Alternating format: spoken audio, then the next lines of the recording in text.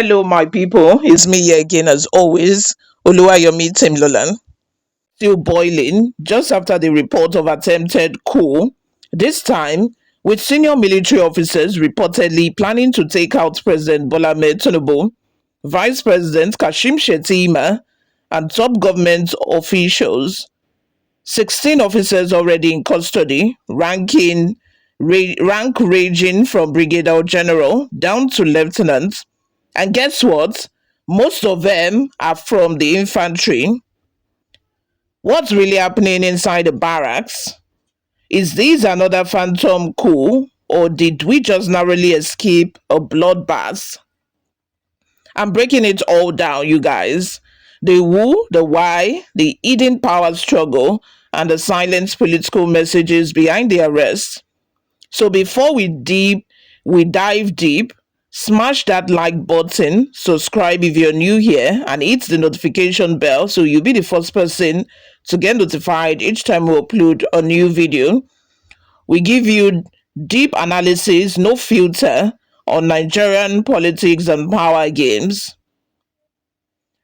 Alright guys, here is what we know. At least 16 Nigerian military officers, including a Brigadier General, a colonel, and several majors and lieutenant colonels, have been detained for allegedly plotting to overthrow the Tinubu government. According to multiple credible reports and confirmed in part by Premium Times, the alleged plotters planned something chilling, an assassination plot targeting President Bola Tinubu, Vice President Kashim Shettima, Senate President Godswill Akpabio, and Speaker Tajudeen Abbas. The plan, sources said, was to take out the top leadership in one coordinated strike, a bloody coup to reset Nigerians' power equation. But here is where things get interesting and confusing. The military itself has not denied the arrest. Instead, they called it a routine internal process to maintain discipline. Routine process, you see? For coup attempts, that's not a phrase you hear every day. So what's really going on here? Buckle up, guys. Now let's unpack the structure because it tells a story of its own. Of the 16 officers, 14 are from the Nigerian Army, 1 is from the Navy, and 1 from the Air Force. 12 of those 14 soldiers are infantry, meaning they are combat-ready, field-trained fighters. We are talking serious boots-on-ground guys. These aren't administrative soldiers. These are the muscles of the Nigerian Army. We've got a Brigadier General, a Colonel, 4 Lieutenant Colonels, 5 Majors, 2 Captains, and a Lieutenant. Then 1 Lieutenant Commander from the Navy and a Squadron Leader from the Air Force. And check this, guys. Most of them are from North Central, Northeast, and Northwest Nigeria, with only one junior officer from the Southwest. Now that's where eyebrows start to rise. Because when an alleged coup plot has this kind of regional concentration, people start asking, is this a northern revolt against a southern president? Or is it just a coincidence, the random alignment of serving officers? Drop your thoughts in the comments. Do you think this is a regional statement or just pure speculation? These aren't green recruits. They are mostly from the 56th regular course of the NDA. That's between 2004 and 2008. That means these guys are mid-career officers, seasoned, trusted, and still young enough to act. 4 lieutenant colonels, 2 majors, all from one course, arrested at once? That's not random. That's a network. If you are enjoying this deep dive so far, please hit the like button. Subscribe if you have not already done that. Share this video with more Nigerians so that they can stay informed. So let's think deeper here.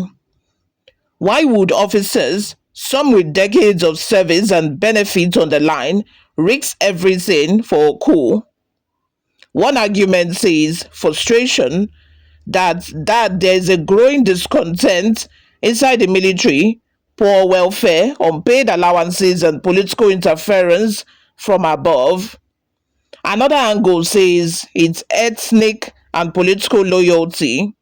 Remember, the military has always been a reflection of Nigerians' politics, where northern officers dominate command structures. Southern leadership sometimes breed quiet resentment and vice versa. But there is also the phantom coup theory, the idea that the government or intelligence units manufacture coup stories to flush out dissenters or justify reshuffling the top brass. Sound familiar?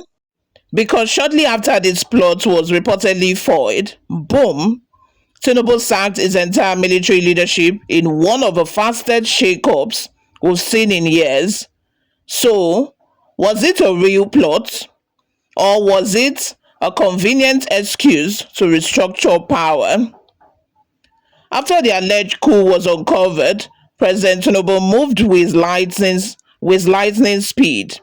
He replaced General Mustafa Christopher, the Chief of Defence Staff, with Olufemi Oluyede, formerly the Chief of Army Staff, then brought in new service chiefs, Major General Waidi Shaibu for the Army, Air Vice Marshal Sunday Aneki for the Air Force, Rear Admiral Idi Abbas for the Navy.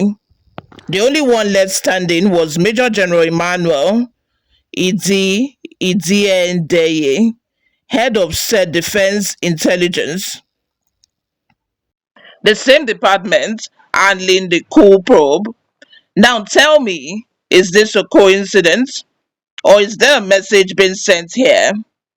Because if the same intelligence arm that uncovered the coup is the one still standing while everyone else got replaced, it raises questions about what Tinubu knew and when he knew it, which means this man in charge of intelligence must have quickly brought the attempted coup information to the notice of the president on time, and the president would have concluded that he's the only one doing his job while the others were oblivious, of the coup plot, or is it that they are oblivious or they knew about it and never brought it to the attention of the president?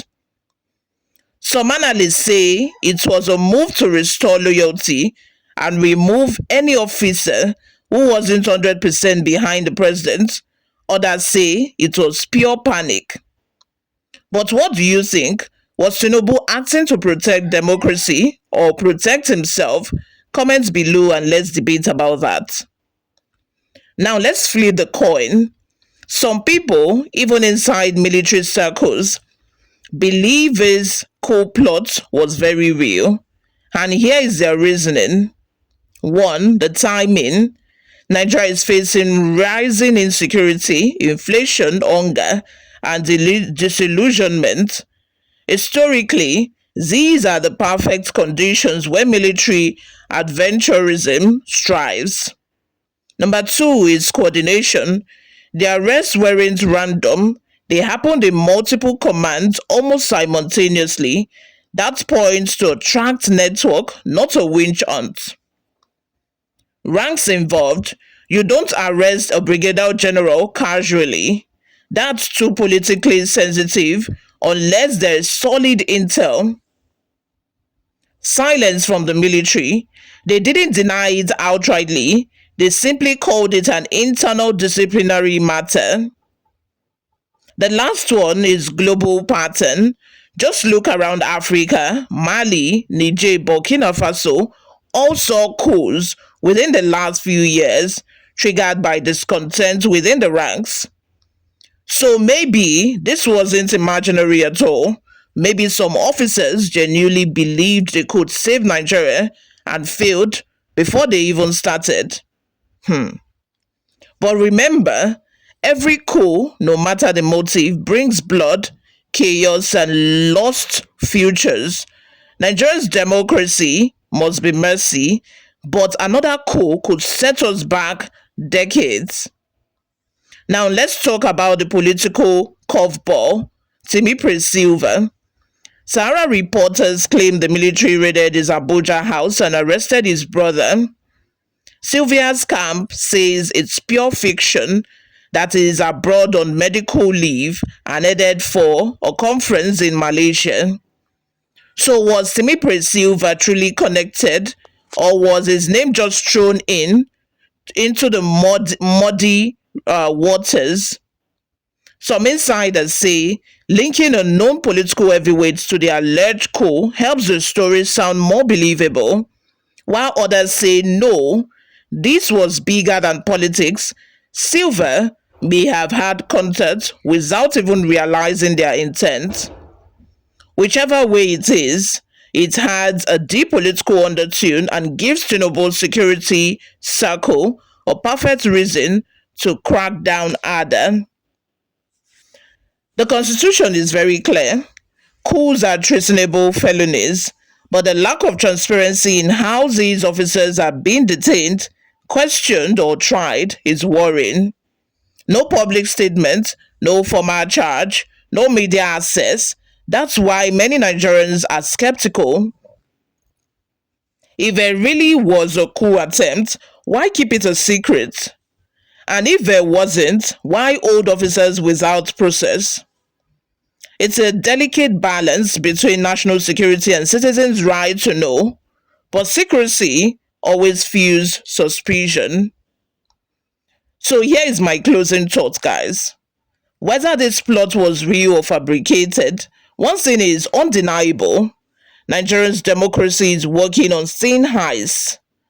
When the military begins to distrust the political class and the people begin to distrust both, we are standing at the edge of instability. But the truth will always find light, even if it takes time. So what do you think, my people? Real coup or political theater? Which is it? Drop your opinion in the comments right now. And hey, if you found this analysis insightful, hit the like button, share this video with someone who cares about Nigerians' future, and subscribe for more bold, balanced, and fearless political breakdowns. Until next time, my name remains Oluwayomi Timilola, reminding you, in Nigeria, politics is never just politics. It's about survival. I will see you all in my next video. Bye for now.